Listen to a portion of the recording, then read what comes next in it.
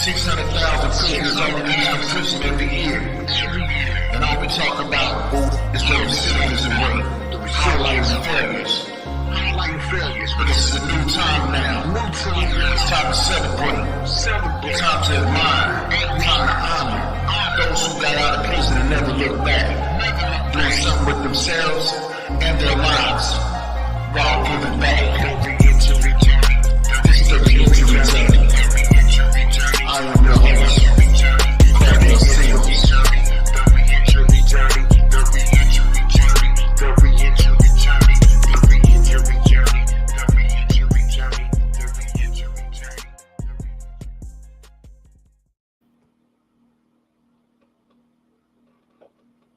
All right, man. We back with another episode of the Reentry Journey. I am your host, Cordell Sims.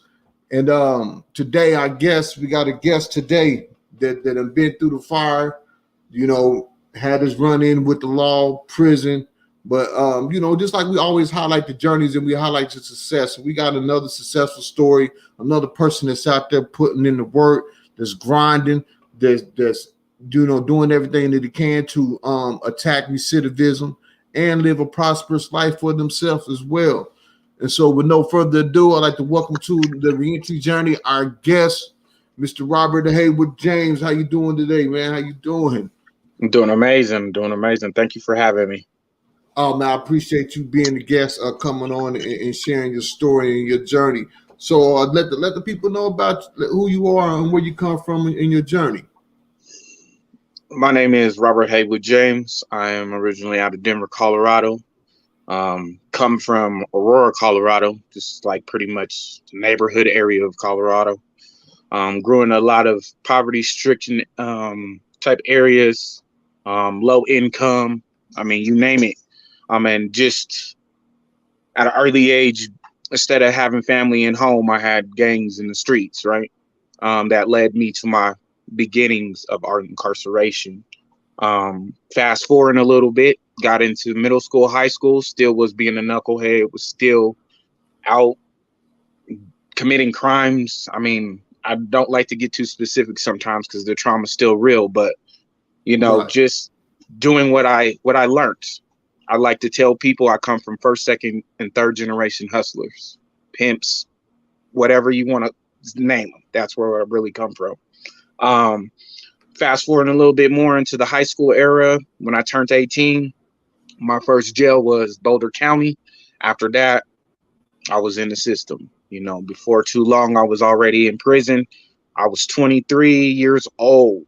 My first prison ride down to DRDC, which would be the diagnostic center in Colorado, is the beginning before you make it to any of your facilities. My first facility in Colorado was Buena Vista, and that is known as a maximum facility prison out here. So that can only tell you that my crime was not something that was, small. Right. Got into prison. It was my first time away from my son, first time away from the community, first time away from everything.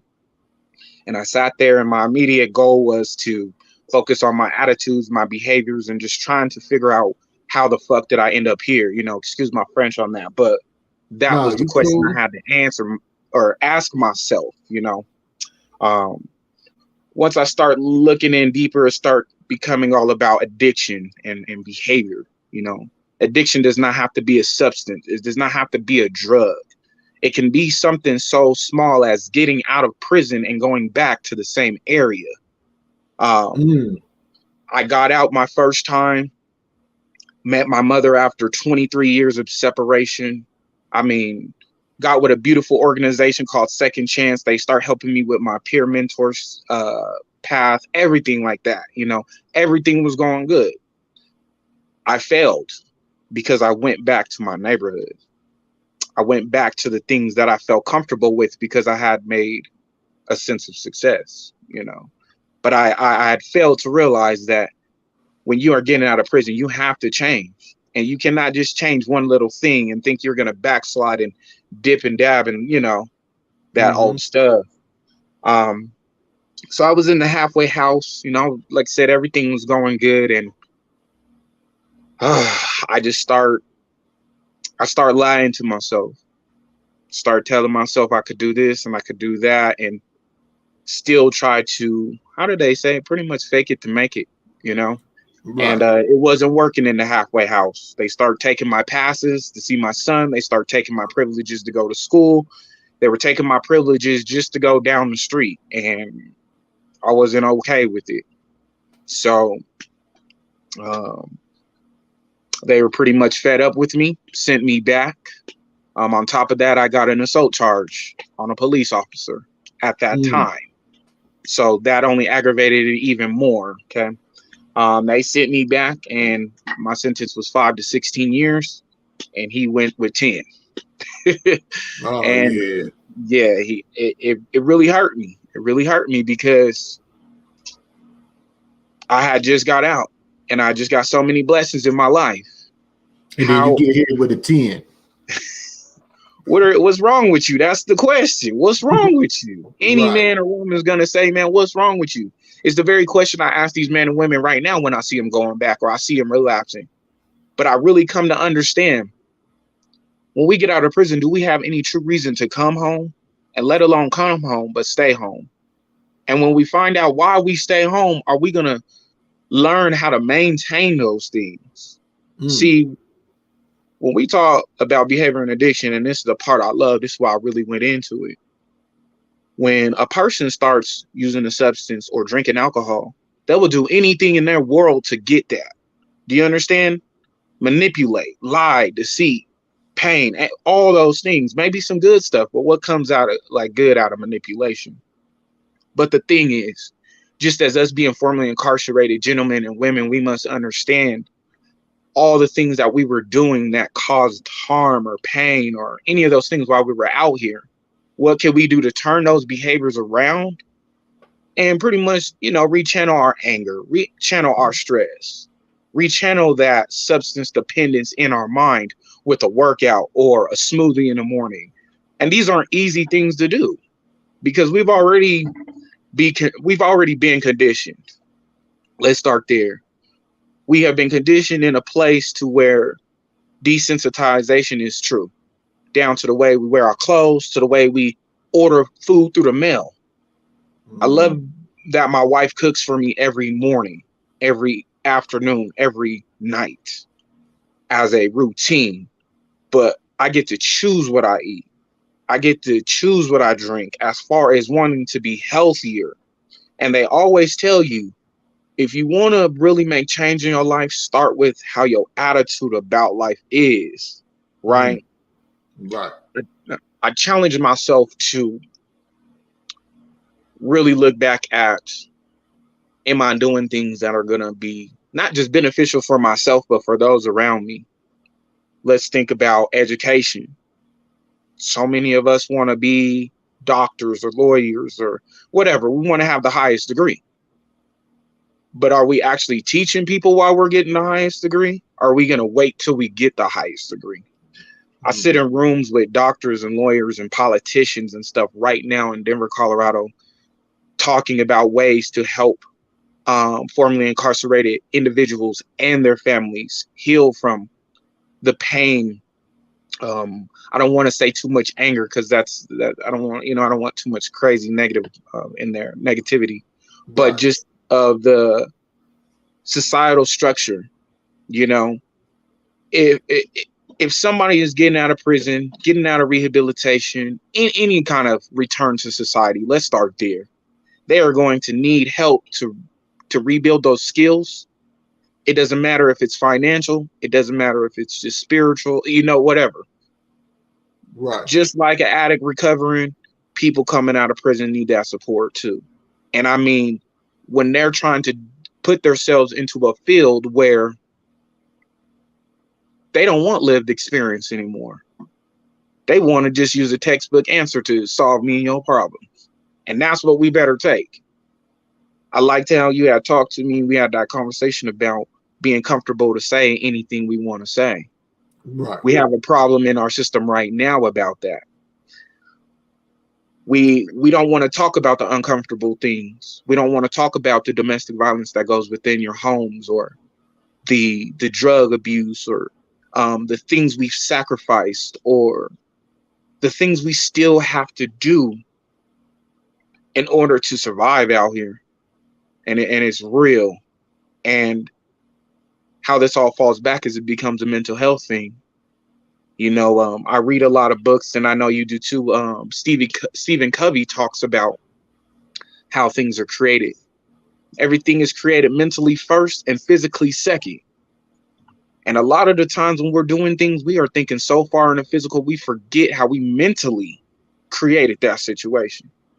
We either told ourselves we wanted to do this, we told ourselves we weren't going to do this, whatever case may be. We got into it physically, and everything changed up. Right. And that's exactly how it goes. Before we move, they say the thought is the cause of it all. You know what I'm saying?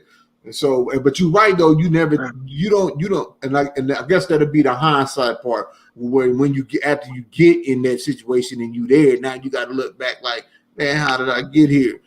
So right. I most definitely understand that, because that was one of the things. Like you said, I've been to prison 4 times. So that final prison sentence, when the judge handed me that paper, was Cardell Sims versus United States of America. I asked myself, like, man, how did I get here, and why do I keep ending up in front of these judges getting this sentence?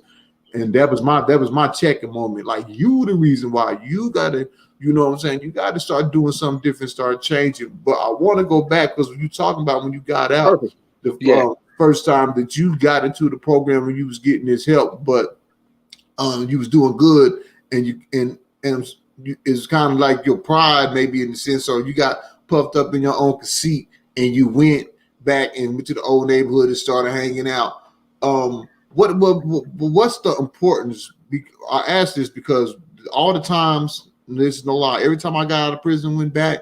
Every time I got out of prison, I went right back to the same neighborhood, same environment, same people, to start selling the same drugs right back. I'm talking about every time, and I didn't have no plans, nothing like that. And the one and only time, the last time I got out of prison, I didn't do that. So explain the importance, because there's somebody out there right now that's straddling the fence, that they getting out, they doing good, and they think they're gonna be able to straddle the fence of doing good and staying consistent with that, and back into the old environments in the old neighborhood. Explain the reason why it's important to overcome that part of kind of like letting go of home, in a sense.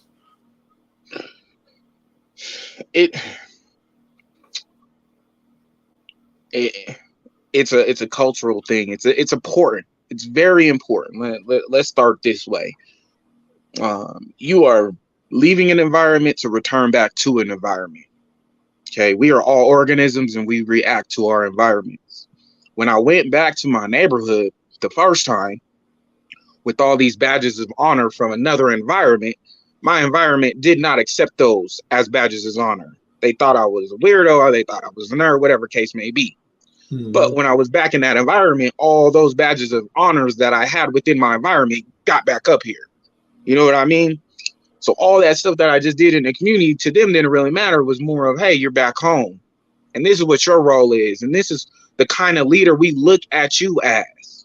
And because my mind, and let's say my mental, wasn't correct, I still thought it was cute to be a gang member.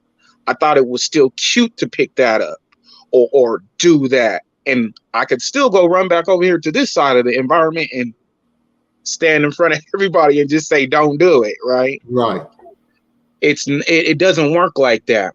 I like to share with people on a little like spiritual aspect that, the Most High tells us that we cannot sit at a table of angels and a table of demons at the same time. We have to think about that, like change. Either we gonna keep hold on. You just dropped the bar. You just dropped the bar, so I got to start. You got to repeat that. Repeat that again. They need to hear that. The Most High tells us that we cannot sit at the table of devils and angels. We have to choose one. It's just like your journey. It's just like your life. You have to choose, because my wife tells me a lot of the times when I was angry, and many of what we've been through, she'd be like, you are letting the cord of Satan still control you. You must cut that and let the cord of God heal your heart so that you can do what you need to do in your community.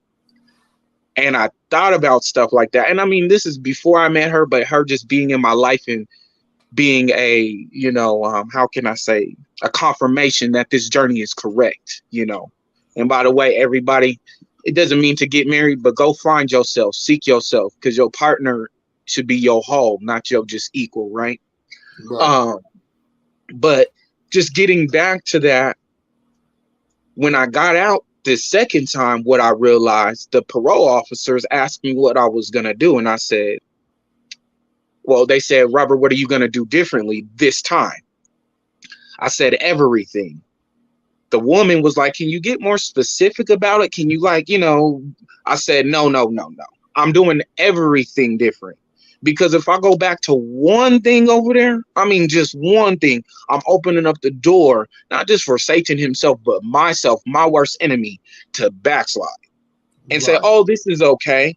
This is okay. How many times do we think on feeding a negative thought to say that this is okay? When we can turn that into the same amount of energy into a positive thought to push us forward. You know what I mean? It doesn't matter to the degree of any other, I guess circumstance or situation, the difficulties behind it, those moments of truth when you are standing out there in front of your hood and your homies and you telling them, hey, I can't do this shit no more. I gotta go do this. I gotta save myself, save this community, save this environment. Not in a sense like I'm, God or not being prophetized or nothing, Right. but having that realization that you changing your life can potentially affect the next person to do the same thing, especially when they're coming from these negative places, these dysfunctional families, these dysfunctional mental states, or anything to say, oh, well, this is just a normal way of life. I when I was younger, my grandfather used to tell me why most people really aren't rich. And I'd be like, what? Like, like money type stuff, just through the conversation. He goes, no. He goes, most people are not rich because they don't even step outside of their area code. I was like, wait, what? And I really had to sit on that. Most people aren't rich because they don't step outside their area code. And this does not just mean money. This means physically, emotionally, spiritually. You must understand that you moving out into different environments from different worlds, this whole path or journey thing is designed for you to grow, to change, not stay in the same position or go back to the same position. It Right. it gets real intense, but falling all back, it helped me to focus on my vision for my entire program, my entire saying. I shared it with you. It's called Turning Adversities into Opportunities. I highly believe that has a lot to do with the community improvements and social change that I see happening and want to see happening. How I've been working with that is just consulting with organizations on building the best plans in the community. Right. Right now, for Caring for Denver, they're one of the biggest funding organizations in Colorado. I'm getting ready to sit on the board for a second time to implement a program for our youth out here. This one might be a little bit more towards some of the children and adults who are coming out of the system who identify with, the LGBT community and stuff like that. That's a big thing still too. They might not make the same choices as us as far as life and how everything goes, but they're still human. They still have a purpose. They still have value. They have so much to offer our industry as much as we have to offer their industry. And that's just something we're gonna learn how to get together on. Right. I worked with Checker, the background check company. I actually did a recruiting portion for them for their mentorship program. And I think they just ended that in about September. We recruited all formerly incarcerated individuals and their family members, because remember, families are impacted by this too, to give them all of the office skills that they need. So if they didn't know how to do Microsoft, we taught them how to do Microsoft. If they didn't know how to do PowerPoint, we taught them how to do that. All this was offered for free. We have 3 or 4 cohorts right now that have started their own businesses.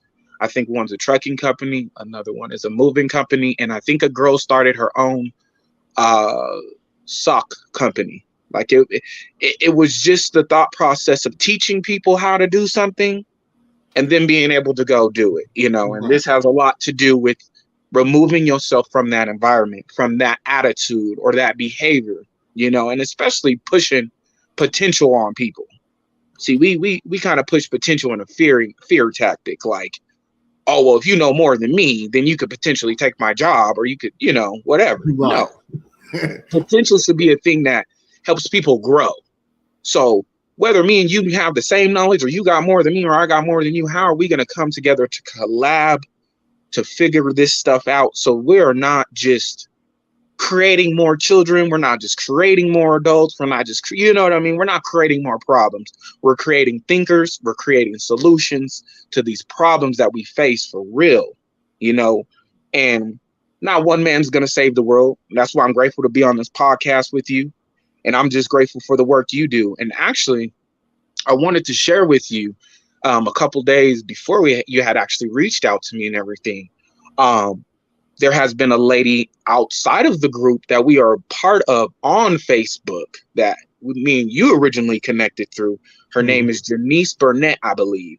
And Yeah. she's in Arizona, and she's doing her own thing with the, incarceration world out there, but she wants to do a technology type thing to bring it to the inmates to help them start what I want to do out here. And Yeah. me and her have been brainstorming and working together. I mean, she's running her business, I'm running my business, and I mean, she's told me the whole breakdown of what a position would look like working with her, and I told her the same thing, and she's like, well, instead of offering each other positions, how about we work Right. together to Work build together. something? So Yeah. after the beginning of the new year, Cardell, you would probably be the first person, because you are what brought us together, to hear about what our plan is. And I thought I would Yeah. hold that to share that with you on your podcast, to tell you how important your journey starting has inspired me and one other person to continue ours. You know what Right. I mean? We are now. Go ahead. I'm sorry. And that's crazy. Because yeah, Janice is she I she's one of, throughout your life, especially with this new journey that I've been on since I've been out of prison and stuff like that. I met quite a few people that actually said they was going to do something, but as they're doing it, after they tell you, as they're doing it, you're witnessing it, you're seeing it. Like every Right. time you check in with them, they doing what they said they was going to do. And some, last time she wanted in person. I literally watched her take that idea of what she had and put it into motion. And it's just at the beginning stage, like the stage is so much bigger. But even at the beginning stage that she's in out in Arizona doing with the voc rehab and connecting incarcerated individuals with the electronics for their disabilities, and getting the programs inside of the prison, in which I happen to, I didn't know if you know, but the prison that she's in, I happen to be the mentors for the she got me to be the mentors as far as the program. So that is amazing as well. It's some big things that I don't know exactly what you all have going on, but I'm telling you, it's no limitations to what you all can do and what you all are trying to do. So yeah, I do want to give a shout out to Janice. And I'm glad that I was able to, build the connection and a possible relationship and partnership amongst that way. That's what I'm inspired to do. If I can connect, then I would do that. And speaking of that, because we're talking about, getting out of an environment. And so like now when I look back, I always sit back and think, and I'll be looking at some old pictures, pop up on Facebook, and it'd be me with the block or me in the hood and everything. Right. And then you look at the pictures now, and it's just me with just totally like this Different is a view. flip. Yeah, it's different people, different flip. How was that like for you when you was making that, adapting to that, like coming from constantly being around the block, you know, everything that goes on in the streets. And then you finally taking on this new life and you around totally opposite different people. And how was that adjustment for you? It's funny because you asked, you know, you were like, hey, can you send me a picture? Pretty much so I could just throw it on the flyer or whatever. So people could see your face, acknowledge your face, whatever case may be. And I'm like, I'm telling you, like, hey, I'm trying to send this one, and it wasn't sending, whatever case may be. But as I was sitting down, I was looking through all my photos, and I, you know, got pretty close to about what I looked like a year ago, 2 years ago, whatever, you know? Yeah. And I keep looking back at those pictures like, dang, I've really evolved. I was blessed to have a phone that I was able to recover from my mother, pretty much. She's like a mom. And it has a picture of me with my son when I fresh got out of prison, my first time. And I got him in my arm. I mean, I'm in some, what do you want to call it? Some donated clothes. You know, you can tell, you know, whatever case may be with my son, just not even caring. Like, I'm just grateful to be happy and be out alive. And a few pictures over, you know, I got my homies throwing up the hood and all that and everything. And I'm like, man, that was me? Where was I at that point in life? And my mind really starts to go there. And it really starts to ask, like, what was you going through? Well, A, I wanted to be that dude. B, I wanted to be a part of something. You know what I mean? I wanted social belonging, and I wanted to be the leader. I wanted to be recognized for my purpose and my passion, but I was in the wrong place. I was not in the right place doing it. Okay. And now looking at it, I mean, I woke up yesterday to an email, and the dude was just pretty much, it was like a love letter. Dude did 14 years in prison for attempted murder. Got out. It's part of this program where I just been volunteering my time to go to these trainings and do whatever because it's my passion. And he reaches out to me like, Robert, I enjoyed everything you shared, ideas and content included. And this guy is a peer specialist for the University of Colorado out here right now. So he's not just some small time person talking to me. He ain't one of my homies from the hood talking to me right now. It's a whole nother human being that don't know me from Adam Street telling me what my homies would tell me negatively, but he's telling me positively. Hey man, you got a gift, you got a talent, you can lead, you can direct, you can help people heal, you can counsel people, you know what I mean? Right. And I'm like, okay, that makes me start to think about, now I'm gonna say it like this because this is really what I had to do to myself first.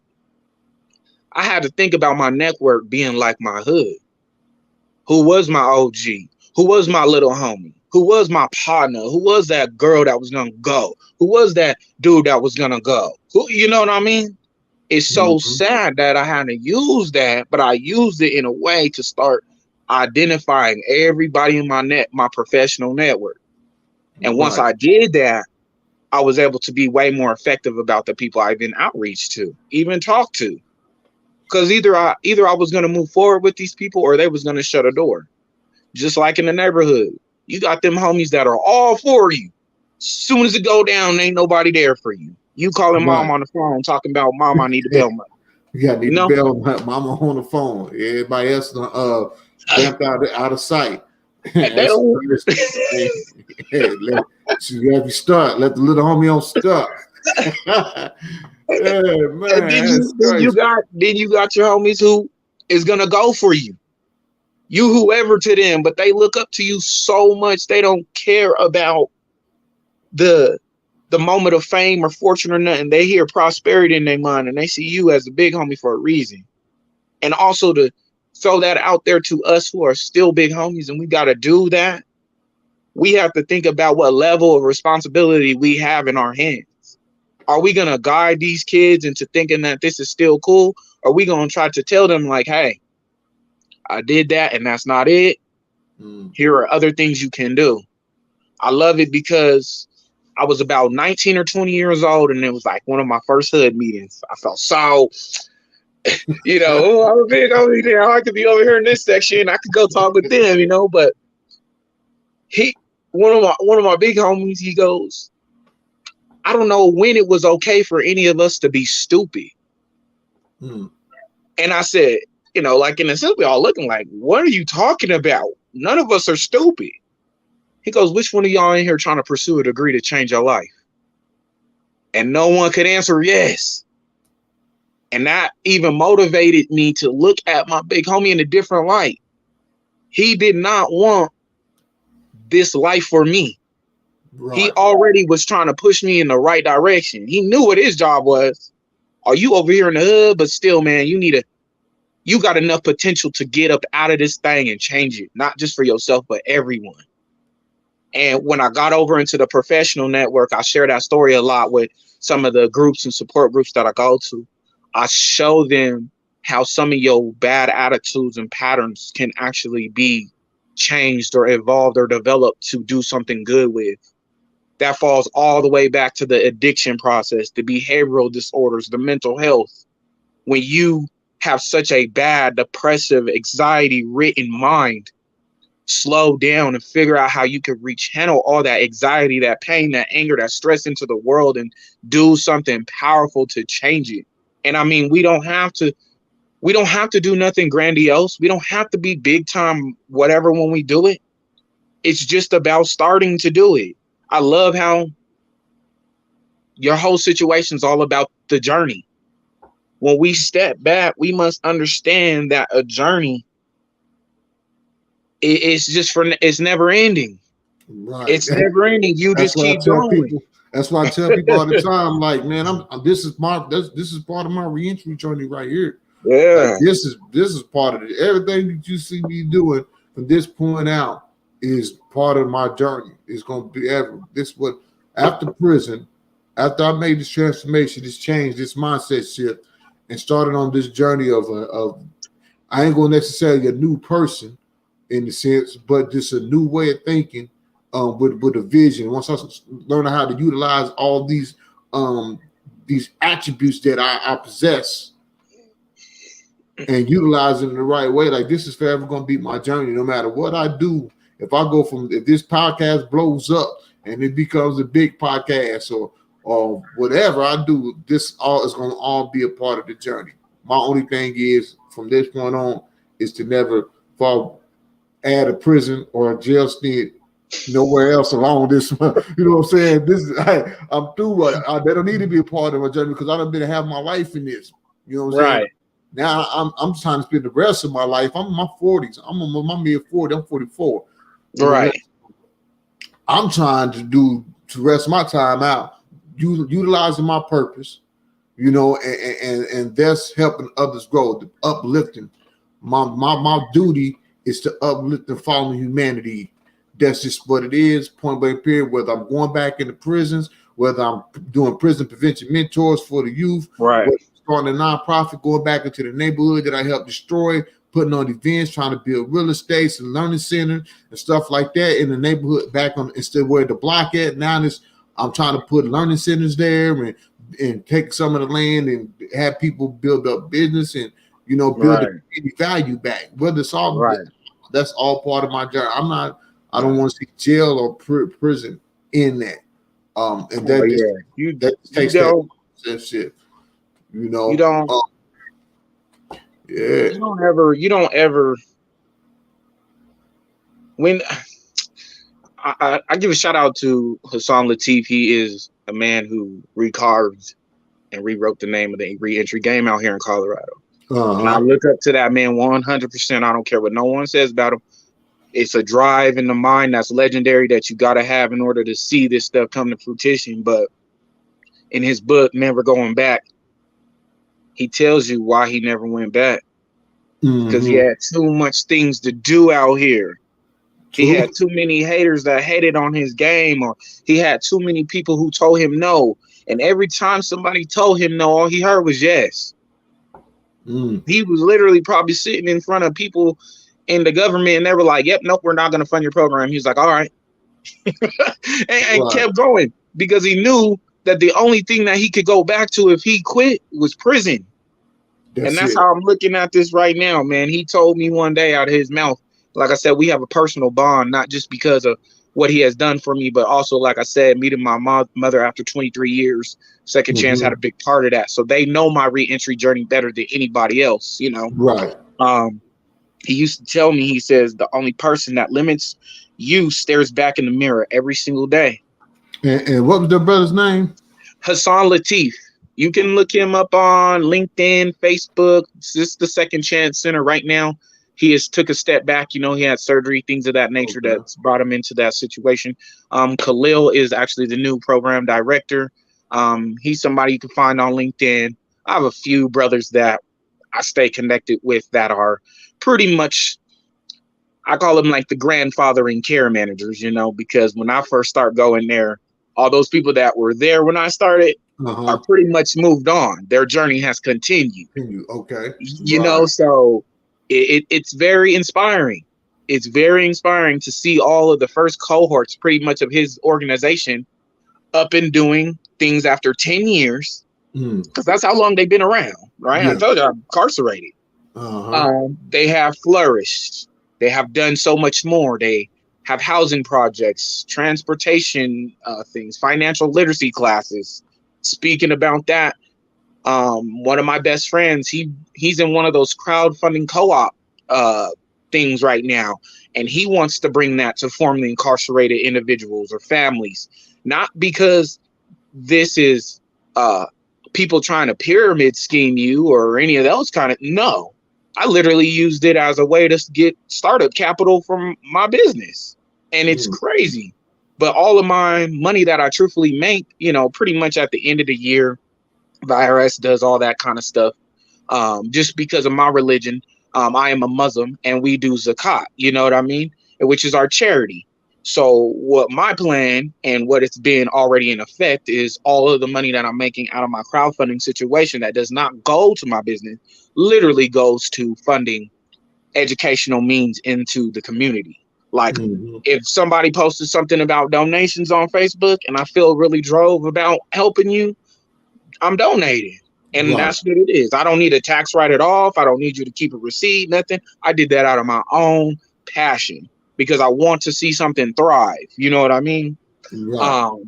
But just so many things that we are working on still. I'm currently still going through school so that I can get a little bit more structured behind my counseling situation. Consulting, you don't really need a degree. You can do that on your own time. That business is flourishing a little bit. I've chosen to name it Compassion, the community's passion, and it comes something from what my grandfather did while he was alive. And, you know, just even with the story of me not having them in my life for 23 years, that 23rd year, my grandfather passed away. And he did not leave everything behind for me not to continue that journey, if you understand. I've really found through what my grandfather did in this world why I'm so passionate about what I want to do.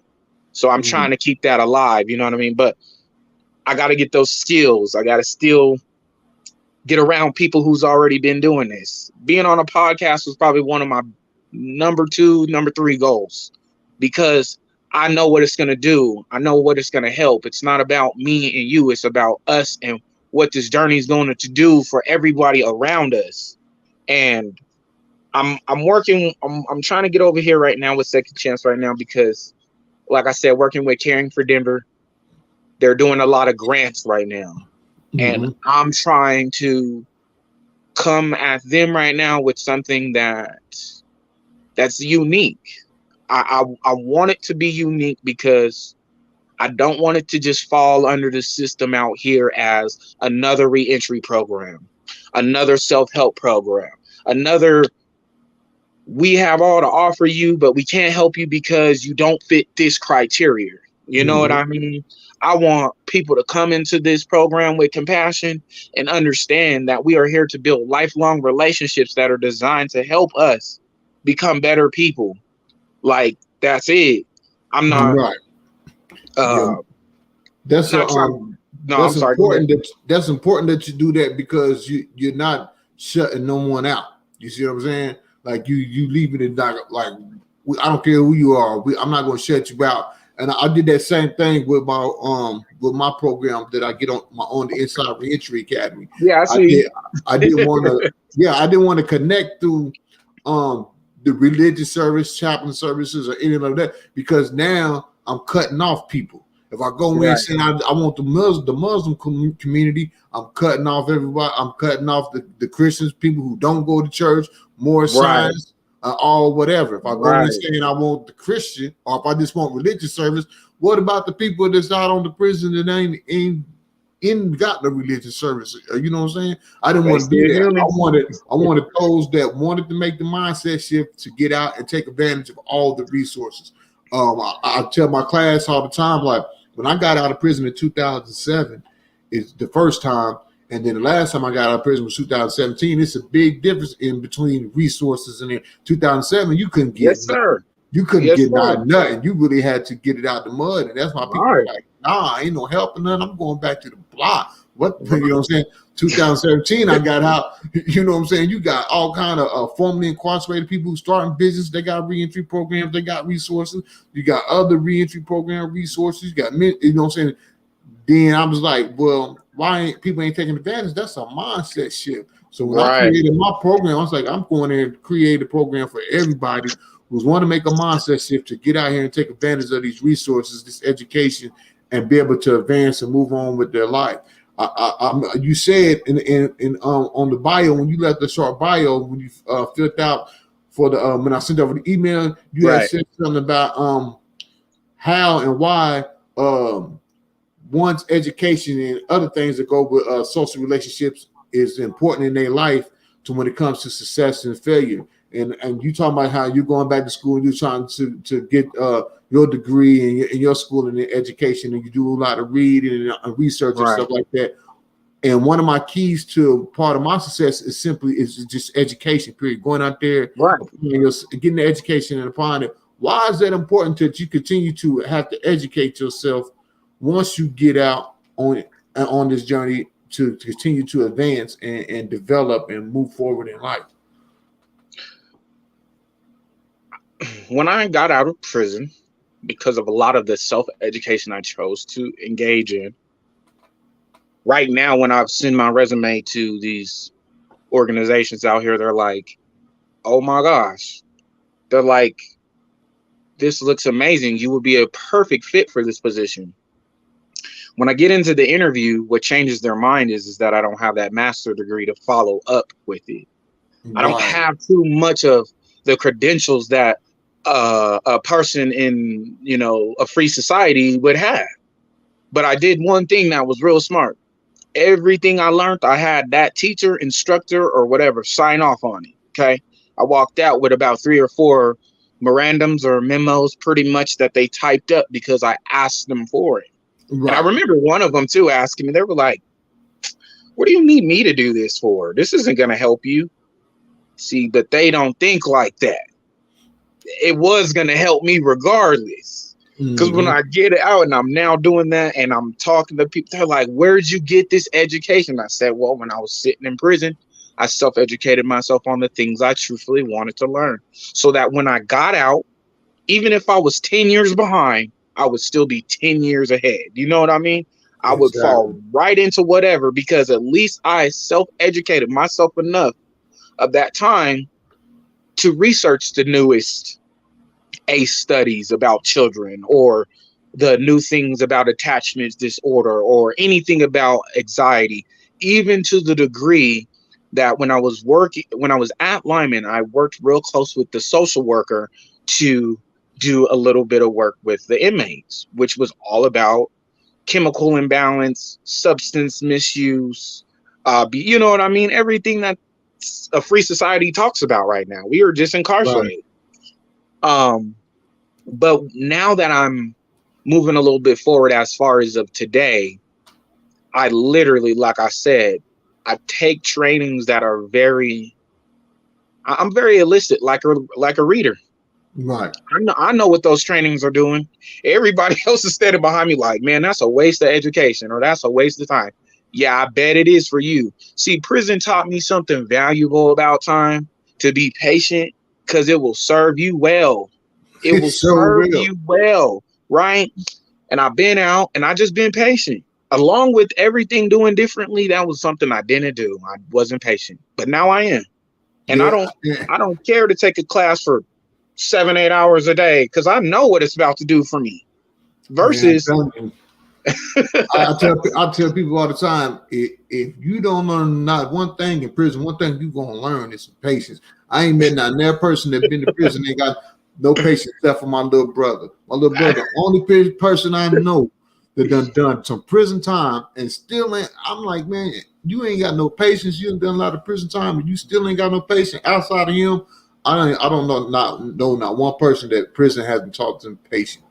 That hasn't taught them patience at all.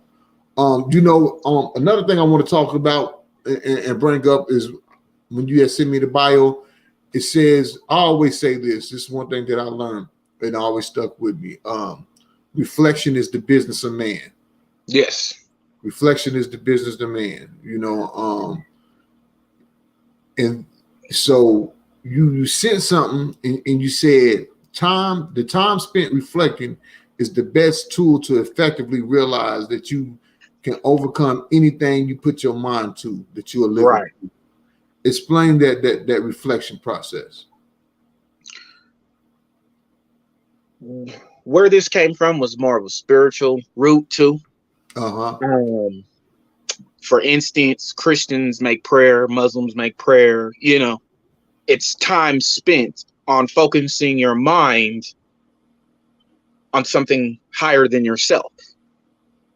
You're coming to this to reflect because you, at this point on your journey, before you make the next step, you need some kind of guidance. You need some kind of direction to put you, to get you to start, like, just Right. period. When you reflect, you have to take that time to do it. When Mm-hmm. they put this inside of mindfulness techniques. They make it a technique. They don't want to teach you how to really tap into self and that time to reflect to make yourself a better person. When you create a goal, you put time, effort, and energy into it. When you build a business, you put time, effort, and energy into it. It doesn't matter. Time, effort, and energy equals what? Reflection. Mm-hmm. That's all you're going to do before you move into the next part of your life. Right now, before we move on to whatever we're going to do out the day, we reflected on that. Is it going to Exactly. bring us positivity today, or is it going to bring negativity to us today? There are things right now that me and you are going to encounter today that we have no control over, but we have already reflected how we're going to show up emotionally, mentally, physically, and spiritually about that situation because A, we don't want to go back to prison, or B, we have something that we want to create. There's something we want to design behind that. Mm-hmm. It's funny because, like I told you, what Hassan Latif had told me about, your worst enemy. You stare yourself in the mirror every day. That's reflection. That's reflection, most Watch definitely. watch yourself evolve from. And I loved it about myself while I was in prison. Let me tell you, boy, I was the most conceited man in the world in that small little mirror, you know what I mean, that they got plastered on a wall. But I watched myself evolve. And I did it in a sense of reflection to be like, man, I can change. I can learn. I can grow. It's within our physical nature. When you are young, you look a certain way, but when you get older as a man, you get the beard and the chops and you know what I'm Yeah, saying? most And definitely. you reflect on how you want to look. You over time, it doesn't matter if the change is good or bad. You are going to reflect on that situation and be like, man, how can I be better? And you know what? How can I not make that same mistake? It falls back to my portion of the how and why. Mm-hmm. Those are your main lines right there. When you think about the how, you're going to reflect why, reflect what, where, who. It's just going to happen. And it's like so crazy because in our journey, when that's happening, instead of us leaning into that, we'll start going back to our comfortability of the who, when, where, what, and why. Right. You know what I'm saying? Our reflection will get a little blurry, as they say. We won't truthfully see our potential. We'll see something else. Oh, well, man, you know what? If I miss work today to go to this meeting, I'm missing out on money that, whatever case may be.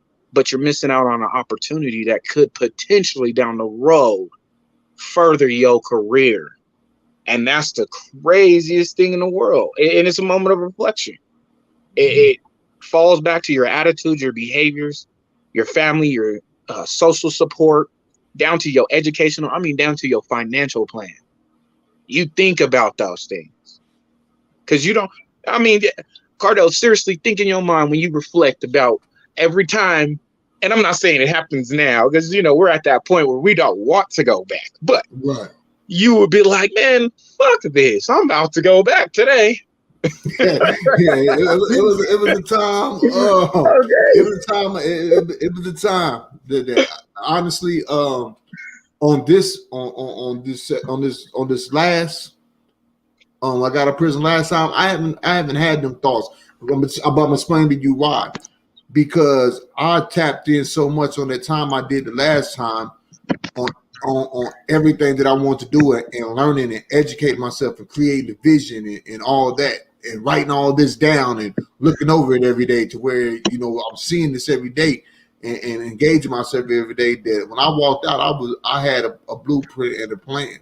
Prior to all them times I went back, it was a lot of days like that. I know people who've been out of prison, right, and been out of prison for a long time, and still to this day, they have that same thing. Like, man, fuck this. I'm finna jump back in the streets, nigga. I'm not finna keep doing this. You know what I'm saying? They're not reflecting. They're not reflecting on the how and why. Like exactly. they're set in their process. Let me say it this way. I said patience is a virtue. It will help you with your time. It's what you learn. When we're incarcerated, right? Yeah. The joke is inconsistent consistency. You learned that. Why? Yeah. Because DOC over time, you never knew if they were going to be consistent or inconsistent, but you dealt with it. You knew there was nothing else you could do. You couldn't get mad. You couldn't go out and do it. You know what I mean? You knew the consequences immediately. When we are getting out of prison, it's the same thing. We got to think about those consequences that going back to the hood is going to bring. We got to think about just even going back to our old friends, our old partners, hell, driving the same car we was driving. What attachments are still there that we still have to reflect on, that we have to get over to move forward? Literally, like I told you, when I got out and I told the lady, I said, I'm going to do everything different. I've done everything different. I got my first house, married. I got a brand new BMW. I never thought about driving that. I always was a low-class car person. I'll get me a little rust bucket and I'll be fine. Cool, but I didn't understand that just getting a rust bucket and trying to move too fast was just like getting out of prison and going to grab a gun and dope. You don't have no investment in it. There's no effort in that. But getting this BMW,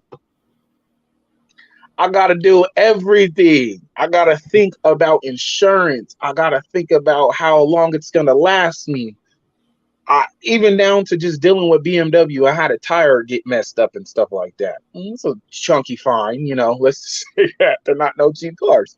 Right. But because of the service I pay with BMW and everything like that, it was so much easier. Like I didn't have to go through the headache of finding a person to change the tire, trying to find somebody to get the, you know what I mean? It was already solved because I reflected enough to say, I don't want to be in that situation down the road. Like credit, I've never had credit. And I just got approved for 2 credit cards with my wife. Right. And she's like, honey, do it. And I'm like, I don't know nothing about it. She goes, well, I'll show you. And thank God I have my wife in some things because, they say in your marriage, your partner should know what you don't know. Remember that. Because that way you are more effective. When you say, I don't know, the other partner is going to be like, well, I do, but just helping me with my credit. She showed me how to do all those things, everything like what most people won't take the time to do for you because they don't see the value in helping you understand credit or anything. But we're now in a phase in the next 2 months about to be first time home buyers. I've never ever in my life felt that, Cardell. I've always been the man who's getting ready to be evicted. My car got towed. Some kind of financial stressor on my mind that just poverty. Doing something different. Like you said, you did everything different. So doing that part of the difference is when you're doing everything different, you're getting these different results that you never experienced before. So now you're getting different feelings and emotions that you never felt before. But that all comes about doing something different. And then especially the feelings of accomplishments. Like you start to get them a lot of times. Like with me, I never got a lot of that feelings of accomplishment growing up, poverty, mama on crack, juvenile detention centers, foster home. Even I get to college to play basketball, and I'm still doing. That's all I'm doing is living street life, just in the college playing basketball. Ain't nothing else different. That I just took it to a university, and because I could get on the court and dunk on somebody and shoot a three. But outside of that, I'm still moving and grooving in this life, with no sense of strong accomplishment. Now, when I get out and start doing things right and actually putting in a lot of work to accomplish these things, and seeing the groundwork and seeing everything that I'm putting in, and can look back and say, man, I did this. I got out. I worked. I had to ride the bus to get to work out the halfway house. I didn't give up then, because normally I ain't fit to be riding no bus. You know what I'm saying? You ain't gonna ride no bus. You ain't gonna ride no bus unless you really have to. Yeah, my wife's car was in the shop last week. So as a man, she didn't ask me to do it, but I'm like, you taking my car. Exactly. You ain't gonna be walking. If anybody's gonna be walking, it's gonna be me first. Right. But there's a reason why it's gonna be me first that's gonna be walking and you doing that, because I need to know that if anything went down, you can get out of there. You can make it home. Me, I gotta make it to the safe zone. This is not an option or a choice to make it back home. Like I gotta do those things. You know what I mean? But if it means I bust to work and back home so that you can get to work, just do it. Because 9 times out of 10, she'll work it out to where she came and picked me up still. So and that's how it's supposed to. That's how it goes. Them different feelings that you get now. It kind of reminds me of the old saying. You ever heard people they say, man, people around here burglarized and taking people's stuff. It's a lot different when you start to work for it. And you start to, look, you know what I'm saying? I tell my son, I got, for me being incarcerated a lot, my oldest son, he followed I ain't gonna say he followed my footsteps as far as what being a drug dealer and like that. His thing is he's a cat burglar. He like to break in houses, steal guns, stuff like that's his thing. And I always tell him, I said, when you get older, boy, when you start working and everything for your stuff and spending your hard-earned money on stuff, you better hope that they don't come back. Because, boy, I remember a lot of people say, boy, it's different when I wish somebody, all the stuff that I worked for since I've been out of prison and been through, I wish somebody would come up in my house try to take something from me. You know what I'm saying? Usually we say this on the principality of somebody trying to take something from you. Right. But now it's on the principality that I worked hard for this. I worked hard for this. So and that's good. That's like our reentry, man. That's like our journey still. Like, I feel honestly the difference between us who go back and stay out, have that on the forefront of our mind. How hard are we working to stay out of prison? It's funny, and they tell you this, man, and you know this. They tell you the easy part is getting out. The hard part is staying out. Exactly. And we don't listen to that. We let it go straight in one ear and out the other. Like, okay, whatever. It's hard to get out right now because I just can't get out. But when you get out and you hit that, man, I remember when my case manager used to tell me, he'd be like, well, are you going to put some kind of release plan together? I'd be like, do you know what my first week's going to look like when I get out? He used to be like, well, no. I said, neither do I. But trust me, I got enough resources and organizations and stuff to figure it out. the power is already put in your hand, man. Yeah, The power is already put in your hand. it sure is. So, I got two more questions. I asked Of course. these two questions I always ask. The first one is, you in the Colorado area, y'all doing big reform, big reentry things that area, y'all trying to grow. Somebody was to get out of prison, right? Say they get out and they come across this video. I need one is, what advice would you give them, and where would you point them as far as if they was getting out in your area? What advice would you give them, and where would you point them as far as resources and everything? My key word of advice is don't look back. Because when you look back, you're only looking back at where you want to go. Mm-hmm. Look forward, because that's where you have to go. That's it. And people will understand that walking out of that prison. Don't look back. Just don't. Just move forward. And your second question, I'm sorry, that one had flew.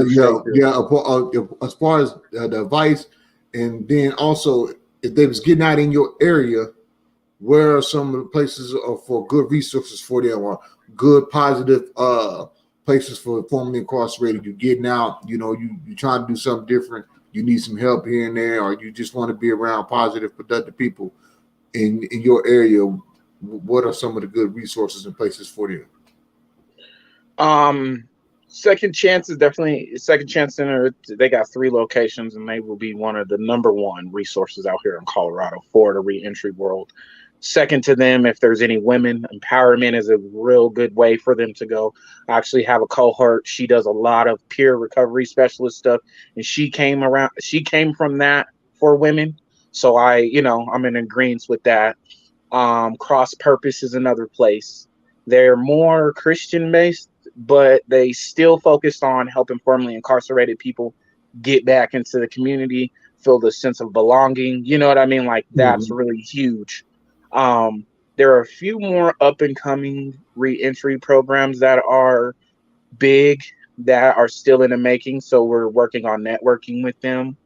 Oh, and also, just in case anybody does choose to identify with the LGBT community, there is the Don't Look Back Center. Her name is Corinthia Brown. She is like a mother to me, and she helps that group of people. And there are a lot of them who face the same things we do. They can't get jobs, they can't get housing, none of that. And that's another big place. So it is the Don't Look Back Center. And they're pretty much tied to Second Chance. So anybody going to Second Chance, you're going to start finding a lot of us. Okay. Me, where I fit in, I'm like a foot soldier. So when you meet me, I'm going to be just bringing you compassion. I'm going to be leading you the right way. This is what they're going to do. I don't say that out of disrespect, but stay away from the parole officers in the parole office. They are not going to help you. Oh, man. Say it ain't so. It's like that in Colorado. Man, that's crazy. I had to go down there and have a training session for them. So. Yeah, like I said, man, just with Second Chance, I could do a little bit more work for you and stuff like that. Like I said, I love connecting people. That's what I love. So it's not nothing on my part, but it's always about people having themselves presentation ready. That's right. What it comes down to. You got to always. That's why I always tell people all the time. But one of the things I do is I train, do one-on-ones with those who want to build a reentry program and try to get it inside of a prison. I say that, you know what I'm saying?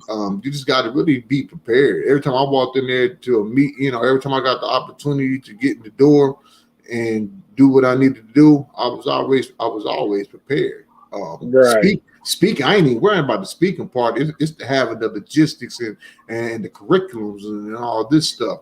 So yeah, you got to always, that preparation is most definitely important. So my final question is this. Last question I always ask everybody. If you have one word to describe this journey, what would that one word be and why?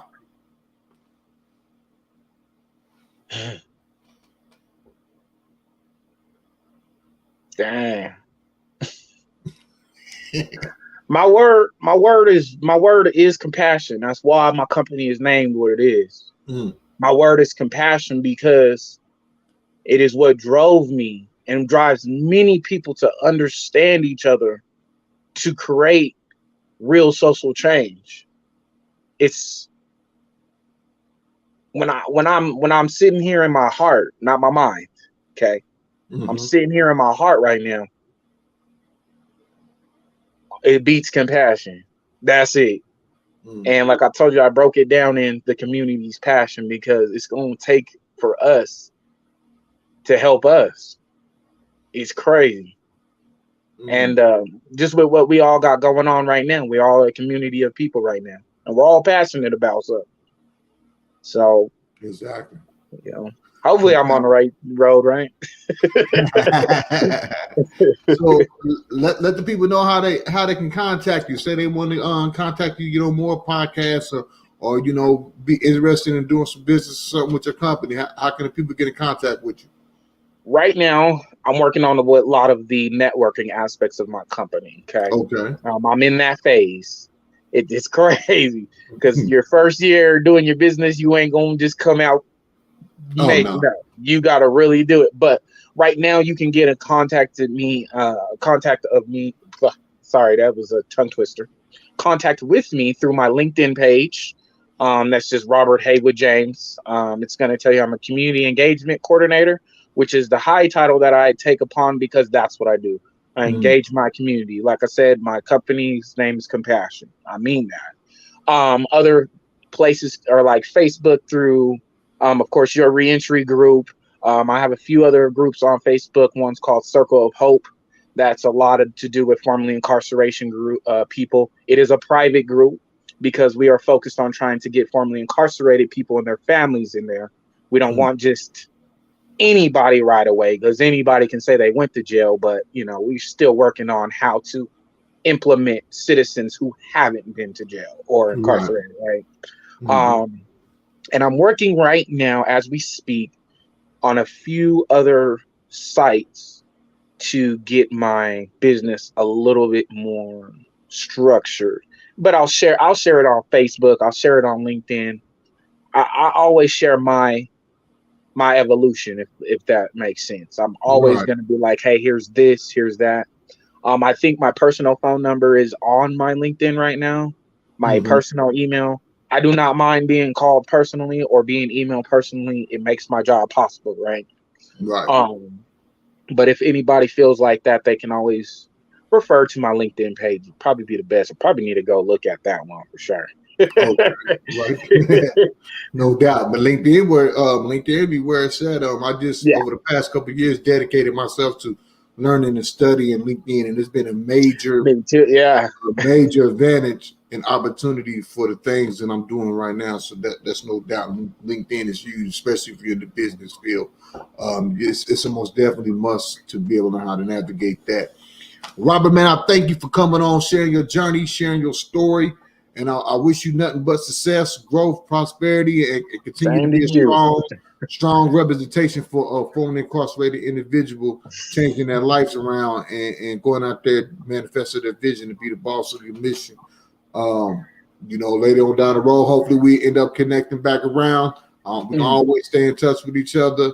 If I can connect you with anyone, just let me know, and vice versa as well. But yeah, I really appreciate you coming on and being a guest, and I want to say thank you for sharing your story and Of being course. being an inspiration in this field as well.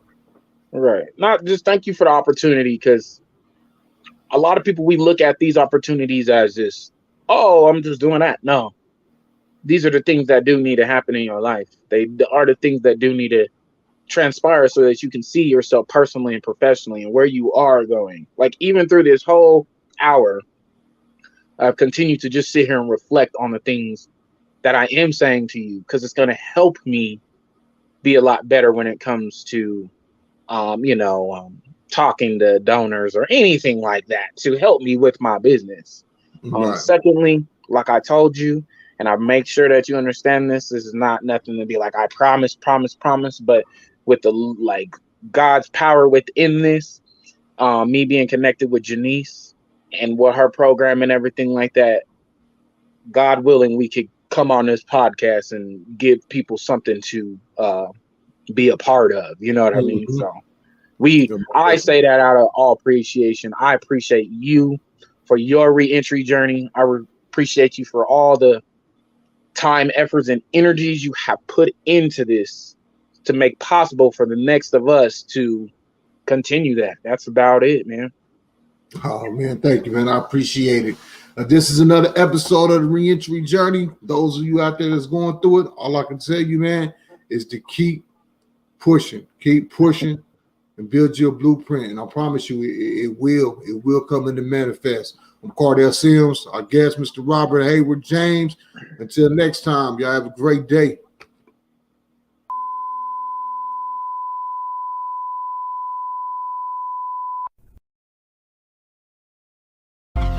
600,000 prisoners are released from prison every year.